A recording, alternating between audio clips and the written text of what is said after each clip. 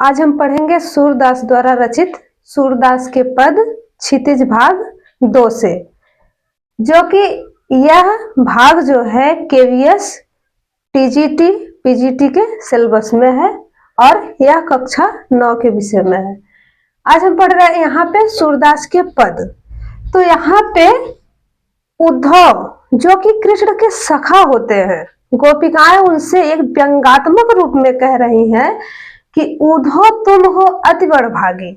हे उद्धव, तुम बहुत बड़े भाग्यशाली हो, तुम बहुत बड़े भाग्यशाली हो। अपरस रहत स्नेह तगाते नाहिन मन अनुरागी। हे उद्धव, तुम बहुत बड़े भाग्यशाली हो, सब समय भगवान श्री कृष्ण के समीप रहते हो, फिर भी तुम उनके प्रेम में पड़े नहीं हो। पुरैन पात रहत जल भीतर, यहाँ पे जैसे लिखा गया है पुरैन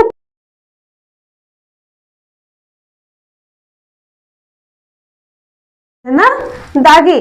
जिस प्रकार गोपिकाएं कह रहे हैं कि हे उद्धव, जिस प्रकार कमल की पत्ता जो होता है वह सदैव जल के भीतर रहता है, लेकिन फिर भी उसके पत्ते में कभी दागी नहीं होती है, वैसे ही तुम हो, भगवान श्री कृष्ण के पास रहते हो, फिर भी उनके प्रति तुम्हारा एक बूंद भी प्रेम नहीं है।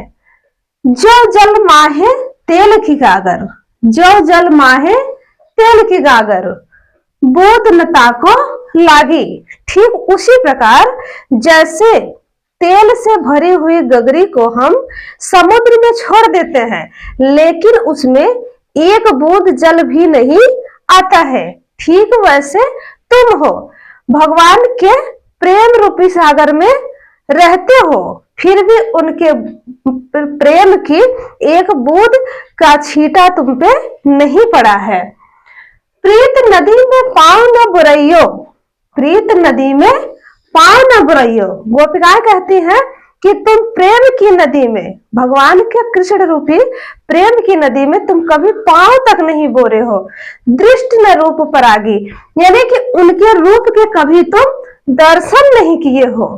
गोपिकाएं कहती हैं व्यंगात्मक रूप में कि हे उद्धव, तुम बहुत बड़े भाग्यशाली हो, क्योंकि हमेशा भगवान श्री कृष्ण के साथ रहते हो, फिर भी उनके प्रेम का एक छींटा भी तुम्हारे ऊपर नहीं पड़ा है।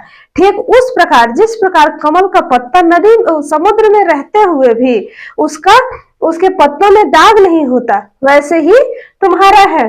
जैसे तेल से भरी गागर को हम समुद्र में डाल देते हैं तो उनमें एक बूंद भी जल नहीं आता, वैसे ही तुम हो। प्रीत नदी में पांव बोरे हो, यानी कि भगवान कृष्ण के प्रेम रूपी नदी में तुम कभी पांव तक नहीं रखे हो, और तुम उनके दृष्टि यानी कि दर्शन रूप के दर्शन नहीं किए हो। सूरदास अबला हम भोरी, यहाँ गोपिकाएं कहती हैं कि सूरदास अबला हम भोरी, गुर चाटी जो पागी, यानी कि गोपिकाएं कहती हम गोपिकाएं जो है इतनी भोली हैं कि भगवान श्री कृष्ण के प्रेम में हम ऐसे पड़ गए हैं जैसे चींटियां गुड़ को देखकर उनमें चिपक जाते हैं।